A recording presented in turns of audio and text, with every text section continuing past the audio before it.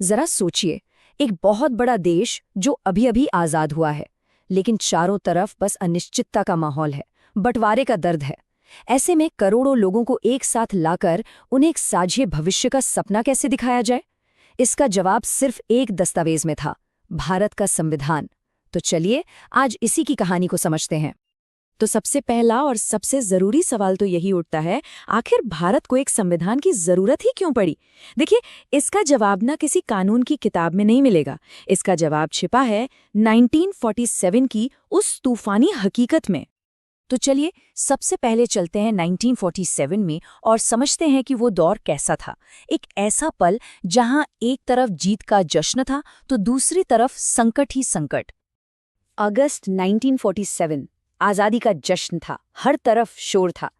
लेकिन जब वो शोर थमा ना तो पीछे एक अजीब सी, एक डरावनी सी खामोशी रह गई और हवा में बस एक ही सवाल तैर रहा था, आगे क्या? इतने बिखरे हुए, इतनी अलग अलग पहचान वाले देश को एक देश, एक राष्ट्र बनाया तो बनाया कैसे जाए? जरा उस मंजर को आंखों के सामने लाइए।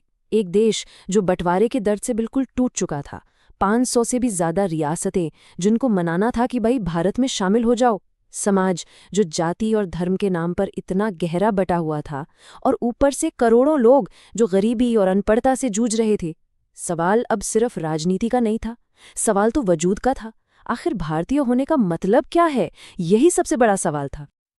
अब इन सारी चुनौतियों को देखकर ना, जो हमारे देश के निर्माता थे, उन्हें एक बात साफ समझ आ गई कि भारत को सिर्फ एक सरकार नहीं चाहिए, उसे कुछ ज्यादा चाहिए था।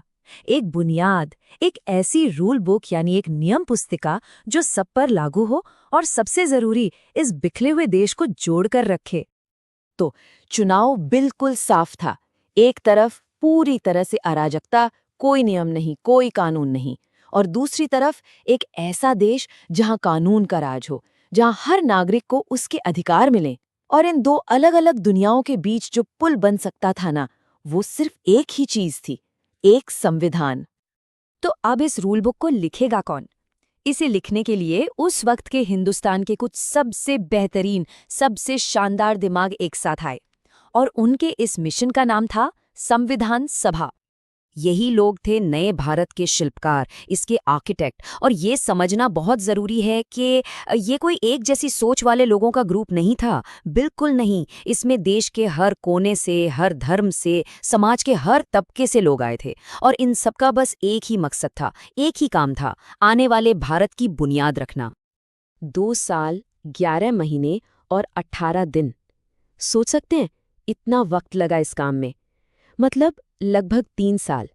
3 साल तक लगातार बहस हुई, चर्चा हुई, एक एक लफ्ज पर, एक एक कॉमा पर, ताकि एक ऐसा डॉक्यूमेंट तैयार हो जो आने वाली सदियों तक इस देश का मार्गदर्शन कर सके। और इस संविधान के जो मुख्य शिल्पकार थे, डॉक्टर बी.आर. अम्बेडकर, उन्होंने एक बहुत गहरी बात कही थी। उन्होंने कहा था कि एक संविधान चाहे कितना भी अच्छा क्यों ना हो, अगर उसको लागू करने वाले लोग अच्छे नहीं हैं तो वो बुरा ही साबित होगा। एकदम सीधी बात। और ये चेतावनी, ये वार्निंग आज भी उतनी ही जरूरी है जितनी उस वक्त थी। तो आखिर इस महान किताब ने, इस डॉक्यूमेंट ने आजाद भारत के लोगों से क्या वादा किया? चलिए, इसके जो 4 सबसे मजबूत स्तंभ हैं, जो पिलर्स हैं, उन पर एक नजर डालते हैं। सबसे पहला स्तंभ, न्याय यानी जस्टिस। और ये सिर्फ कोर्ट कचहरी वाला न्याय नहीं है, ये बात करता है रोजमर्रा की जिंदगी में मिलने वाले न्याय की, सामाजिक न्याय, आर्थिक न्याय और राजनीतिक न्याय। ये एक वादा था कि अब इस नए देश में किसी को भी पीछे नहीं छोड़ दिया जाएगा। इसी बुनियाद पर खड़ा है हमारा दूसरा पिलर, स्वतंत्रता यानी लिबर्टी। मतलब बिना किसी डर के अपनी बात कहने की आज़ादी, कुछ भी सोचने की आज़ादी, और अपने धर्म को, अपनी आस्था को मानने की आज़ादी। फिर आता है तीसरा स्तंभ, समता यानी इक्वालिटी। और उस जमाने में ना ये एक क्रांतिकारी विचार था, एक रेवोल्यूशनरी आइडिया, कि कानून के सामने चाहे देश का सबसे गरीब किसान हो या सबसे अमीर इंडस्ट्रियलिस्ट, सब, बिल्कुल सब बराबर हैं। और आखिर में वो चीज जो इन सबको एक साथ जोड़ती है, चौथा और शायद सबसे जरूरी स्तंभ, बंधुता यानी फ्रेटर्निटी, भाईचारा। हमारे बीच लाख मतभेद हो सकते हैं, लेकिन उन सब के बावजूद हम सब एक हैं, एक देश हैं, ये एहसास। लेकिन एक मिनट, ये मत सोचिए कि संविधान बस इतिहास की एक धूल भरी किताब है। बिल्कुल नहीं।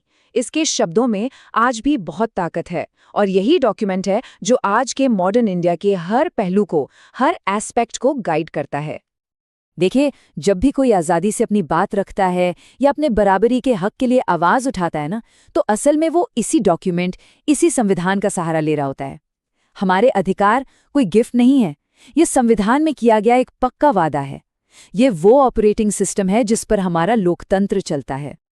और ये सब हमें आज के सबसे बड़े सवाल पर लाकर खड़ा कर देता है। 75 साल से भी ज्यादा हो गए हैं। क्या भारत अपने संविधान के वादों पर पूरी तरह खरा उतर पाया है? ये सफर अभी खत्म नहीं हुआ है, ये जारी है। और इसका जवाब शायद हम सबको मिलकर ही खोजना होगा। इस पर सोचने की जरूरत है।